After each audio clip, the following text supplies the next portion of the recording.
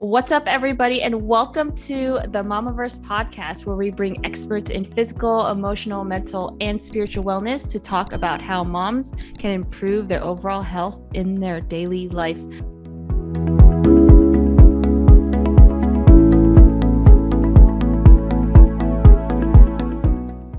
I'm your host, Tu-Hien Lee, and today we are joined by Onnie Michalsky, a licensed therapist and life and wellness coach.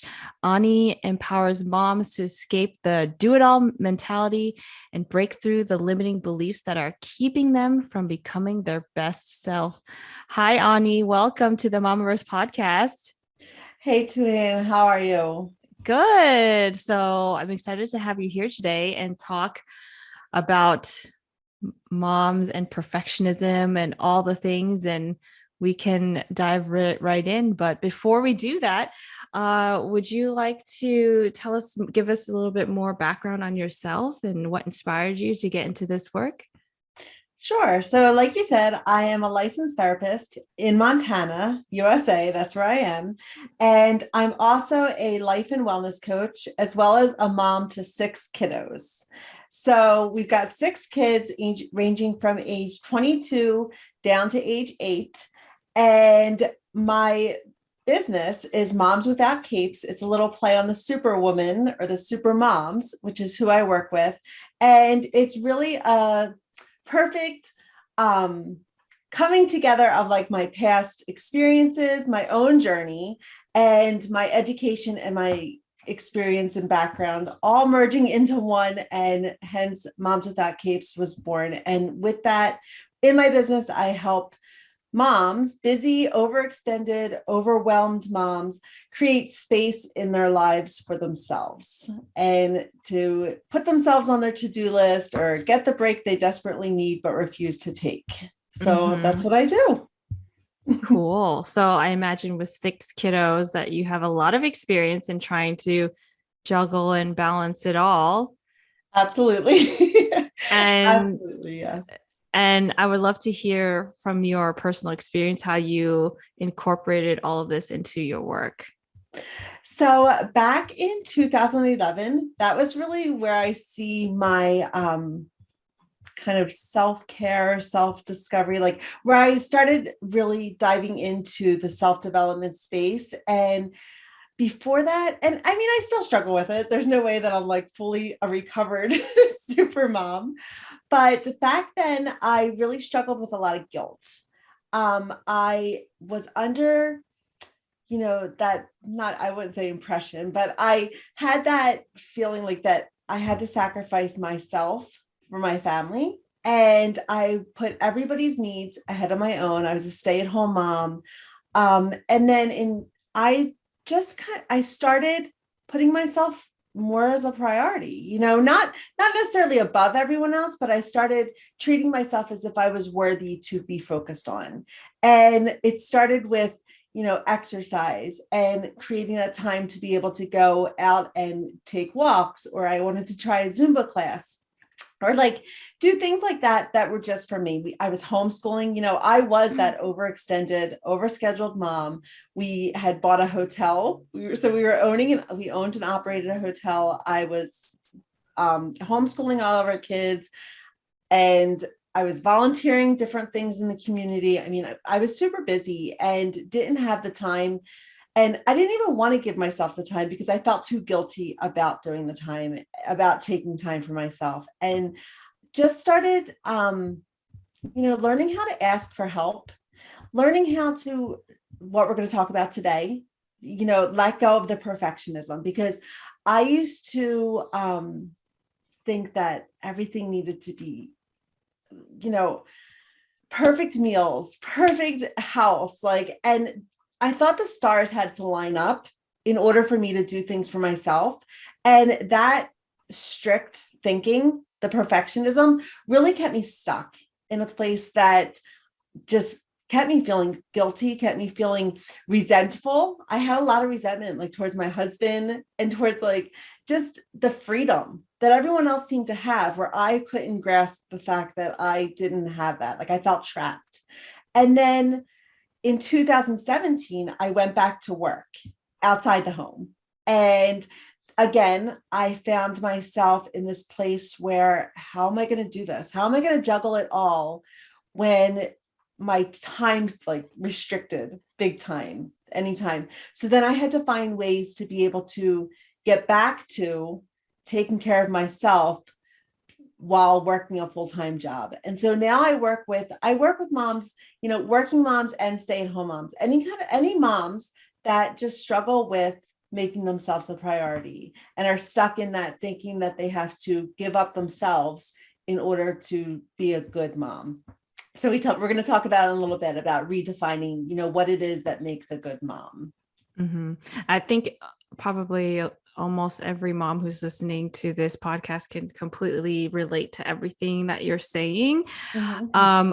What is it that you tell a mom or that you told yourself that made you switch, like in your mind, like, oh, I actually do have to prioritize myself. I need to sometimes do things for me too, so that I can show up for my family like I want to? So when I was like falling apart, that was a big sign, right? Like I felt like I was being pulled in a million different directions. So I was constantly experiencing mom brain. I learned how to treat myself with compassion, like give myself grace. I do a thing now, the inner mean girl, and how to quiet her, those self-doubts, and like how we're so self-critical of ourselves, and being able to treat ourselves with grace and talk to ourselves with compassion. So that's a huge one.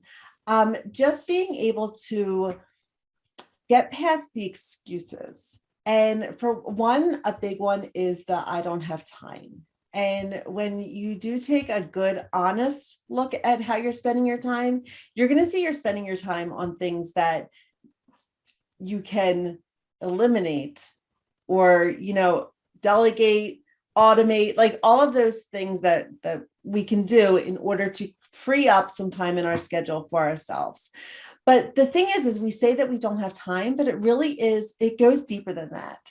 And it goes to that feeling like you're enough, like feeling like that you're not enough and you're not important enough to prioritize. And so you've got to dig deeper than that. When you say that you don't have time, like what is it that's really fueling that excuse? And diving deeper into that, and then getting at that, and then shifting that underlying belief to something that serves you, to a belief that's actually going to serve you. Because as moms, it's so important to be your best self. It's that old mask analogy, your oxygen mask. You have to put on your own mask first before you can help anyone else. And we are so cultured, or we're so, we're told that we have to put everyone else's needs ahead of our own. And then we end up being empty. And at that point, it's that burnout, that feeling like, I can't do it. I just can't do it. And that's going to feed that underlying belief. So you need to start making the changes to change that belief that's fueling and perfectionism is one of those things that stems from that, because we try to do more. We constantly try to meet these really high expectations, and it's feeding that underlying belief of not being enough. And then we feel like we're failing our kids, and we start questioning, and we get all these self-doubts. And so it's like this perpetual cycle that we need to break. Mm-hmm. So we're going to talk about redefining motherhood and letting go of perfection. And I'm wondering, from your experience and working with your clients, where does this perfectionism come from? A society like taught? Where is it stemming from? Sure. So, I mean, it comes from internal and external. It comes from like our own parents, the way we were raised. And some external pressures are like social media. That's a huge one, right? And we'll talk about that in a second, about getting into the compare game, compareitis.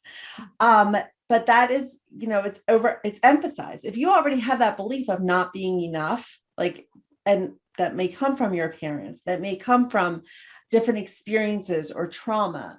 But when you have that belief, social media only serves to like exasperate it. It only helps to reinforce that belief. And it could come from, different experiences that you've had, things you've witnessed, different events that you've witnessed, your own expectations of yourself. And like I said, what it means to be a good mom. And one of the exercises that I love leading women through are, write down, like, what is your definition of a good mom? What makes a good mom?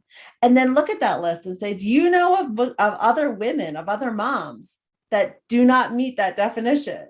Like, why are you holding yourself to such a high standard when, like, if you're not making dinner 7 days a week and like having like these perfectly elaborate these elaborate meals, and you're not doing that, does that mean that you're a bad mom? Heck no. Like, let's redefine it and see where that disconnect is. So I mean, I'm not saying like, I'm not blaming parents, your own parents, for making you a perfectionist, because it does get reinforced by society. But I mean, having overwhelmed parents, having parents that are highly distracted, and then again, breaking that cycle, that intergenerational cycle, because so often as moms, we can get very distracted and very overwhelmed. And so that's one of the very important, like, the part of my work now as a coach is to help break that cycle. And let's learn how to be in the present moment instead of constantly being distracted and overwhelmed. Because it's not just for you, it's for your family. And when I say, like, make yourself a priority, that's not just for you. That's like doing a service to your family. If you want to be the best mom, the best wife, the best, like, in your roles that you're playing right now, then it's time to look at yourself first and make sure that you are taking care of yourself. I love that advice. So basically you're saying that to, I guess, combat being distracted or overwhelmed, you start with being present. Absolutely. Yeah. Learning some mindfulness techniques to be able to disrupt that mom brain and that feeling like you're being pulled in a million different directions, and learn how to create boundaries. Right. Like, that's a big thing, is to be able to create boundaries, especially like if like moms that are working outside the home, like not bringing your work home with you, making sure that you are creating, or that you're intentional about making time for yourself, making time for, one-on-one time with your kids. And when you are so overscheduled, you can't do that. Like, it starts with, like, let's look at clearing up some space, creating some margin in your life so that you can be fully present. And you touched upon this before, talking about the comparing game on social media. Right. What's your like viewpoint and advice on that? Because I admit it is hard to get away from social media, and it's really easy to fall into the trap of like, oh, this mom looks like she's gotten these perfect meals, a perfect home, and she's like got full glam. Like, how do I do that? You know what I mean? Like, it's so it's easy. Tough. It's easy to get trapped in that. So one of the things that, one of the things that I actually do personally is I deleted TikTok, and I was making TikToks. Like, that was part of my thing. I was like, okay, like I said, I am not a fully recovered supermom. So it's something that I need to be intentional about. But the first step was being aware of it, being aware of how it's affecting me and what is it that I want to do. Like, I didn't want to spend hours on TikTok, and it can be addicting. Totally. I know this, like, from personal experience, like, it can suck you in. And so, like, the social screen, like the social feeds and all of that, like, just being more proactive, being aware, and then setting those limits and doing what you need to do. Like, I deleted TikTok from my phone. I still have Facebook because I do Facebook lives on my phone and stuff, but I put it in a folder that actually makes it hard to find. So that I'm like, it just adds that extra space, not just physical space, but like giving myself mental space. Yeah. To say, like, is this something I really need to be doing right now? And it causes that space to be able to think and to act intentionally rather than just mindlessly. Because so often, like, you'll just find yourself sitting there doing, I mean, I don't say you, like, I found myself just sitting there, like, getting in bed, and I'm like, oh my gosh, this is like, I have to do something about this because I don't like how I feel with it. And that's what it comes down to. Like asking yourself, what do you need? And we don't do that as moms. We're so worried about what everyone else's needs are that turning that reflection back to yourself, it's not selfish because Mm-hmm. it's helping you be the best person for your kids, for those around you, for your spouse, for your partner, for your friends, right? A lot of moms don't even have friends because they Mm-hmm. feel guilty. They feel like they have, they're so preoccupied with everything else that they feel Mm-hmm. they need to do. But then asking yourself, what do I need? And so, yeah, that compare game, just being more proactive about how you're spending your time on social media and removing toxic. This is something my husband, he like has this constant battle with Facebook. Like he'll have Facebook for a few months and then he'll stop and he'll be like, and then he'll like start griping about like people that are showing up in his feed. And I'm like, you can unfollow them. Like nobody cares. like you're doing this to yourself. Like it's a constant, having to check in with yourself. Yeah. Yeah. I see that. Especially just scrolling on TikTok or Instagram, the comparing game Mhm. and stopping and saying and thinking about like, how is this actually Affecting adding you. value to my life Mhm. and how is it making me feel if it's not good? Exactly. Like you can unfollow them, or Mhm. if they're like a friend and don't want to offend somebody, you could just mute them too, where you don't Yes. actually see the stories and the posts that come up. Because if it's not making you feel good and it's making you go into the cycle of comparison, or and then comparing, then feeling guilty that you're comparing, Yes. then why are we doing it? What do we do? Right. Right. So Right. let's Right. find a And more productive way to spend our time. yes. And even like, I mean, you can compare to, because I work with moms, I'm always talking and well, this is the mamaverse. So we can talk about moms, but like, even like in the carpool line, right? Like Mm, even comparing to like your kids' friends' moms. And you're usually comparing yourself with somebody who's like your own, like in the same position or whatever. And so instead of taking that like critical, like compare, like be inquisitive, be curious, like ask them their story. Ask them like, how long have you been doing that? Or like, how did you do that? Like take it, shift perspectives and get curious about that person instead of looking at their highlight reel, which is like how they're presenting themselves if it's in person, and instead dig a little deeper and you might find things that you're like, oh, and practice gratitude for what you do have and who yeah. you are. I love those tips. I love it. Yeah. So your bio says that you're both a therapist and a life and wellness coach. So when you work with clients, like what's the difference between, like, I know for a therapist, you have to have like different certifications. Like what's the difference between the types of advice that you give based on, those two titles, like, if you will? Mm-hmm. So for my therapy practice, so I actually have two businesses. I have Michalsky Counseling and then I have Michalsky Wellness Coaching. And my wellness coaching is like my life and wellness coaching. And my therapy practice is where I do counseling. And that is really bringing people, that's people who are struggling with, and that's not even just women. I actually see men, I see a mixture in my counseling practice. And that's where they're struggling a lot with anxiety, depression, some mental health disorders. But I do talk quite a bit about self care because self care is preventative. Self care, if you are focusing on, you know, self discovery and making sure that you are taking care of yourself physically, emotionally, spiritually, like all of them, then you're lowering your risk for many mental health disorders. So self-care falls in both of my businesses. I believe in the power of self-care, and so I bring that into both of my hats, like I guess when either one hat that I have on. And so that's really just bringing people up to a baseline, like helping them feel like more themselves. And then where my coaching takes them further. We deal with those limiting beliefs. We deal a lot with um, goal setting, as far as, how do you want your life to be? And let's start creating that change. Mm-hmm.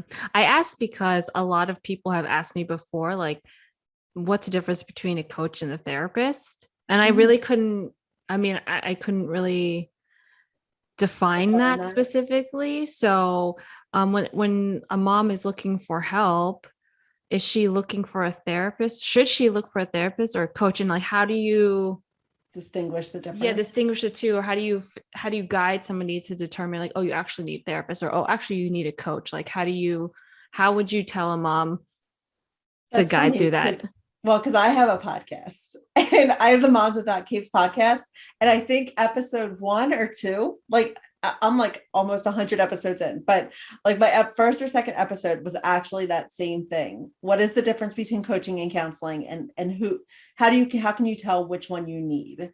And coaching, well, counseling is if you are struggling with some symptoms of depression, like you feel that you are.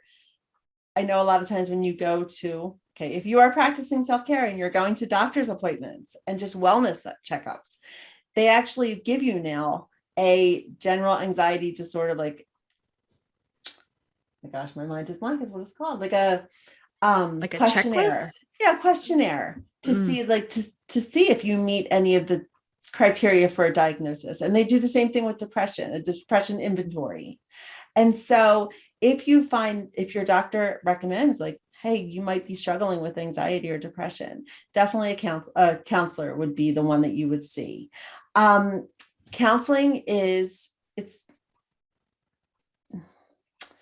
if you, like I said, to get yourself up to a baseline, like if you know that you're struggling really bad and you're not ready to move forward in life, like you're just trying to get out of drowning, mm, then counseling would definitely be the route to go. mm. If you feel like you've got a pretty good handle on life and you're like, I just feel overwhelmed, like I just feel like there's got to be a better way, Mm-hmm. then coaching would be the way to go. Okay. Kind of like you're getting yourself up to baseline. And then once you're on baseline, then you're like, okay, there's changes that I need to make my life better. And Got that's it. going to be your coaching part. Okay. Okay. Got it. I know that clarifies a lot for me too. Because when people Mhm. ask me, like, is a coach like a counselor? I'm like, therapist? I'm like, well, I don't think so. There's more things that a therapist, I believe, are like actually licensed to do. Yes, that was, I Correct. was also going to just say that about the education. So my Right. coaching, I actually got certified as a health coach at the same time that I got licensed as a therapist. Now, for my therapy degree, I mean, I have a master's in counseling and then I had an education specialist degree. So I had to go through grad school. I had to take 3,000 hours supervised therapy work or therapeutic work in a mental health agency. I had to pass the national counselor exam.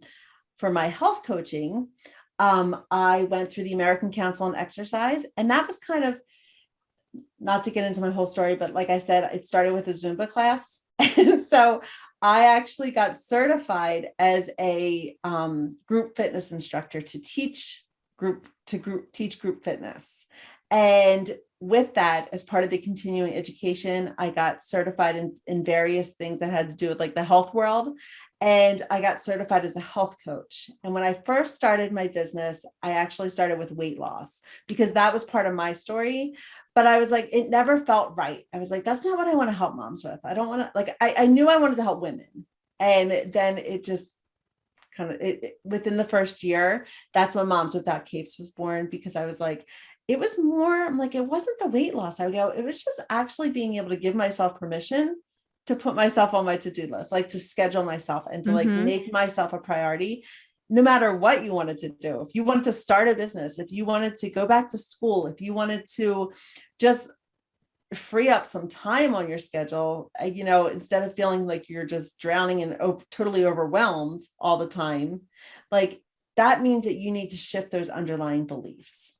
And so that was how I settled on the Moms Without Capes. That's how I keep, not settled, but that's how I came to, the whole super mom and let's hang up the cape. Yeah.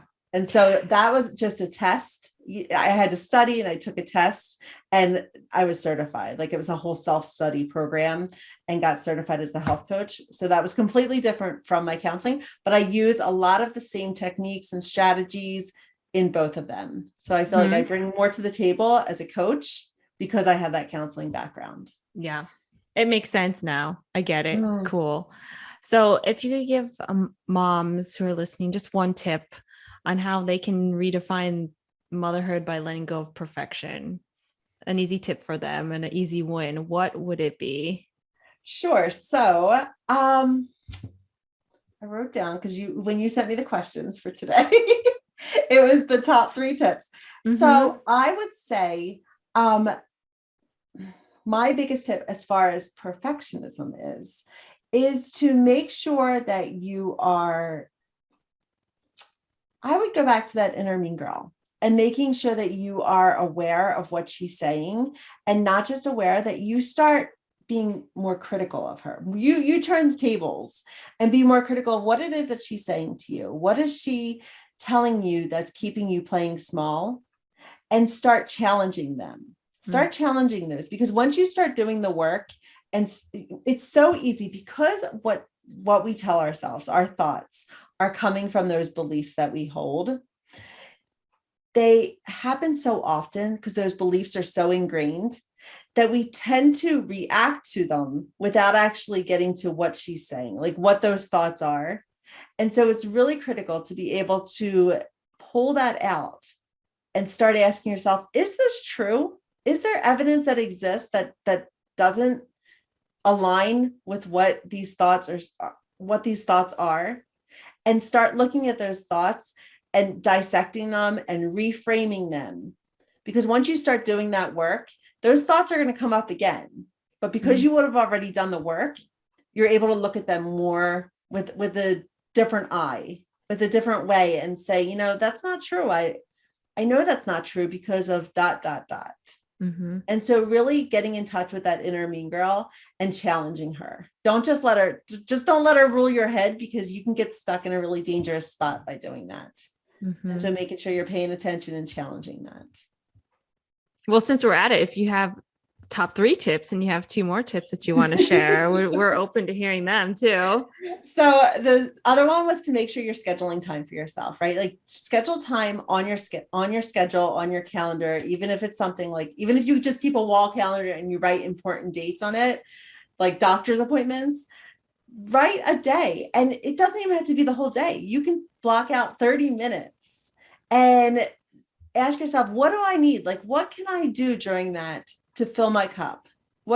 Maybe it means, get outside and just take a walk, or get outside and sit on the porch uninterrupted for 30 minutes and ask for help. So often we think that we need to do everything ourselves, and you don't.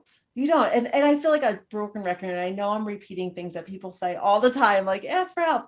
But it's really true. Like, look at your support system, and the people that are around you, they want to help you. When you don't ask for help, you're denying others of that opportunity to be giving.